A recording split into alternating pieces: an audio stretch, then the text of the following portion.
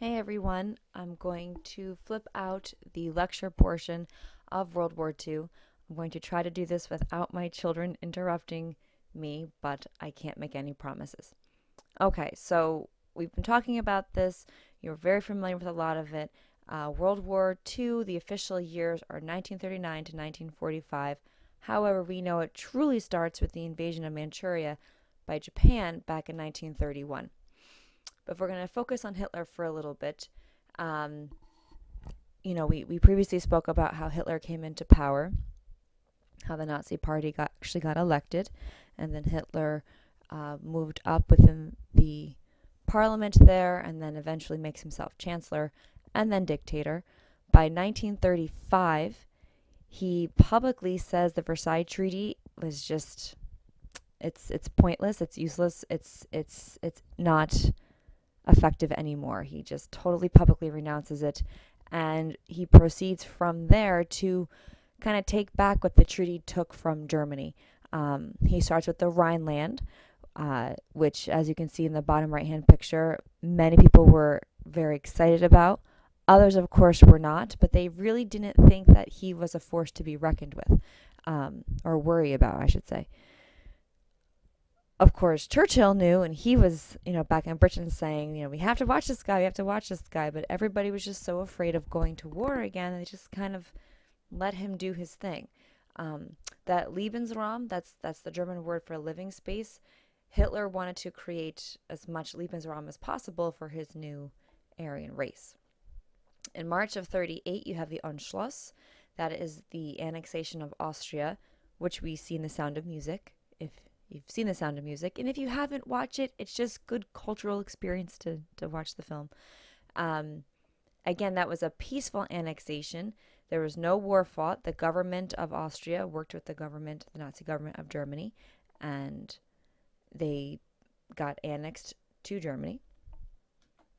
In the summer of 1938, the Sudetenland, which is this area right in here, this is the Sudetenland.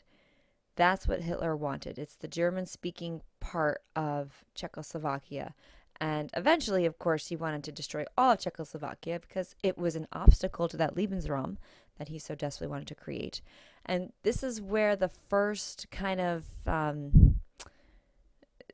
hurdle Hitler had, because Czechoslovakia said, no, we don't want to give you the Sudetenland.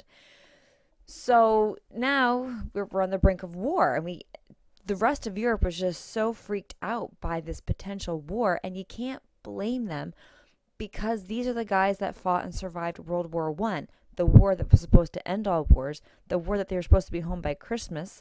They were in the trenches for 4 years. So instead, you have the big European players. They meet in Munich, where they meet with Hitler, and it was this very civilized conference. Tea was served and all of that jazz. I'm sure beer was too, but it was a very diplomatic, civilized conference, and they said, look, take Sudetenland. But that's it. Well, we're going to appease you. You have your German-speaking countries. You have all these things. So please, just stop there. And Hitler's like, of course I'm going to stop there. Why would I continue on further? So you have Chamberlain going back to Britain. You have, our diplomats coming back home to the States. JFK's dad was actually a part of that diplomatic envoy. And they celebrated, peace was saved, war was avoided. Everyone breathed a sigh of relief. And again, hindsight being 2020, when we look at Czechoslovakia, they could have probably defeated Hitler at that time. If Hitler had to go fight, I don't know if he would have been as successful as he was a year later when he invades Poland. But they were so afraid of war that they gave in to his demands. So just here's a quick map so you can see the different territories that Germany added, right? You have the Rhineland here, you have the Sudetenland here, and then you have with the Anschluss, he gets Austria. Okay, so Hitler kind of takes care and appeases his Western I'm not going to say allies, with the Western countries, and now he's got to focus on the East. And in 1939, he sends an envoy, and they meet with Stalin, and the Nazi-Soviet non-aggression pact was signed. And basically, as Hitler moves west, because his plan, he wants Poland, and he didn't want Stalin to stop him from acquiring Poland. And then as he moved west into Belgium and France, he didn't want Stalin to come after him. So he just didn't want to have to bother with a two-front war. As we know, Stalin wasn't quite prepared to go to war, so they make this agreement where they say, okay, look, this is your territory, this is our territory. It was all very civilized. You saw the document in your DBQ packet that kind of outlines the territories involved. And Stalin, as you can see here, is very happy. He's very happy about this. He's just feeling very jovial, very proud of himself in his Stalin way. And, it's an interesting relationship because Hitler's a fascist, Stalin's a communist. They hate each other. They hate each other's ideologies, even though they're quite similar, just on the opposite ends of the political spectrum. So, they're walking this line along the eastern frontier, being my Poland, and, arm in arm, but with guns behind their back, ready to strike whenever, just in case they get attacked. As we know, it's a short-lived friendship. So then, technically, this is the official start date, September 1st, 1939, when Germany invades Poland. The nice, big, open, grassy plain that is Poland, which makes it really easy for people just to walk across and conquer. And yes, we fought against tanks by Mrs. Villegas' kids. In case you don't know, I'm Polish, so my maiden name is Slsinski. This is a very sad topic for me to discuss, but the Polish fought them for 3 weeks. Yes, they fought against Panzer tanks with horses. They charged the tanks with horses, but that's what they had, and they were very valiant, and they tried to fight, and they held on a little bit longer than France. So that's a feather in our cap. But there was really no stopping them.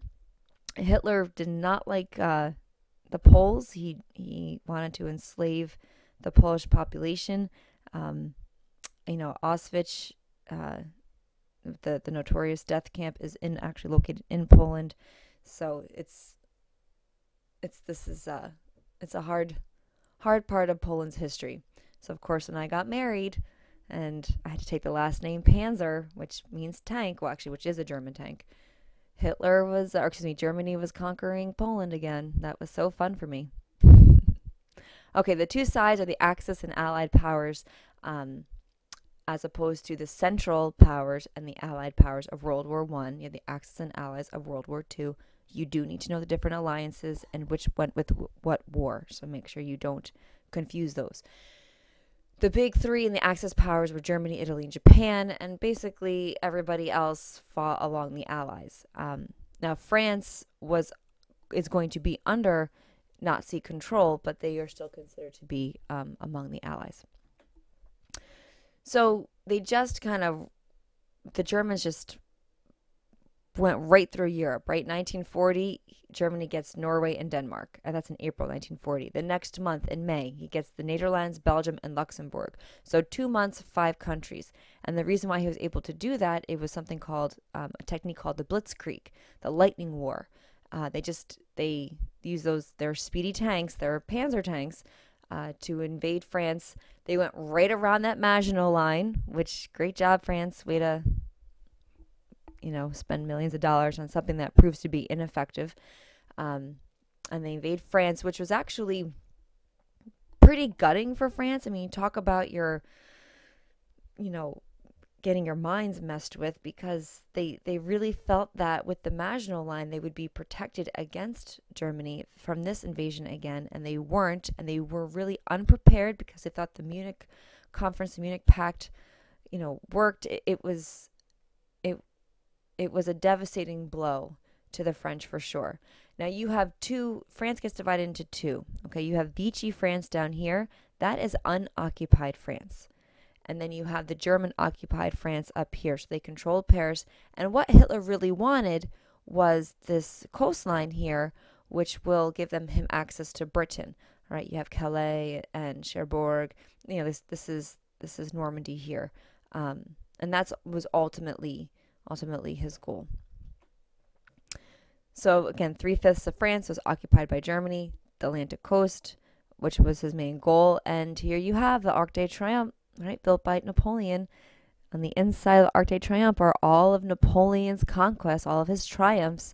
And here you see the Nazi soldiers marching down the Champs-Élysées, which I'm probably not pronouncing correctly, but and it was a hard day. Like this picture, again, when kids first see it, they usually chuckle until they realize, it's disbelief. It's sadness. I mean, you have the Nazis walking down the heart of your capital city. This was supposed to be avoided, and people were gutted, totally gutted. And then this picture of Hitler, it's a famous one, him in front of the Eiffel Tower. Apparently he had the whole city wired. He was going to destroy the city if it ever got liberated from Nazi control. But I don't remember the entire story, but I just know it whatever his plan was, it didn't work. And thank goodness for that, because it would be devastating if we lost the Louvre or the Eiffel Tower, Arc de Triomphe. But life carried on in Paris pretty much as normal, right? There wasn't too much fighting going on during the early parts of the war. I mean, here you have a street cafe, and you have Nazi soldiers sitting next to civilians. Any woman seen fraternizing with a Nazi soldier after the war, really bad things pretty much happened to them. And if any women got pregnant by Nazi soldiers during the war, their kids were targeted. It was a tricky situation for sure. So then in June, Italy entered the war. Britain is all alone in their fight, and thus begins the battle for Britain. So you have the German Air Force called the Luftwaffe, which would be the name of a German Shepherd dog if my husband and I ever got a dog, which we'll never do, because then it would be Luftwaffe Panzer, German Air Force tank, but that will never happen. I never ever want a dog ever. Hitler had these airstrikes, and he just bombed the crap out of Britain, especially London, over the course of several months. So you have the British RAF, which is the Royal Air Force. They totally jumped in. They fought back with valiance and courage and all those things you expect people to fight back with. Of course, it was very dangerous and it was very scary, and they lost a lot of men. A lot of American men went over and fought with the British Royal Air Force before we officially entered the war. So between September 7th and November 2nd of 1940, the Luftwaffe bombed London every single night. It's amazing that only 15,000 people were killed. That's a lot of people. Please don't misunderstand me. But if you think about just the city just getting bombed every night for 2 months, that's a crazy amount of ammunition. And the fact that only 15,000 people are killed is truly a blessing. So people would sleep in the underground during the attacks. It was not clean. It was not sanitary. If you ever been in a subway station, you know what it smells like when people aren't spending a lot of time down there. Imagine what it'd be if you have hundreds of people being packed in and living there. It was not a great place to be, but it was a safe place to be for the most part. Okay, so somehow the Tower of London, which always surprises me, Tower Bridge. This is not London Bridge. This is Tower Bridge. They're two different bridges. Somehow that does not get destroyed during the battle for Britain, or the bombing of London, which I'm grateful for because it's a pretty cool bridge. So with the invention of radar, the Germans lost a lot in aircraft. The Brits were able to hold them back. And then in late 1940, Hitler just gives up, moves forward.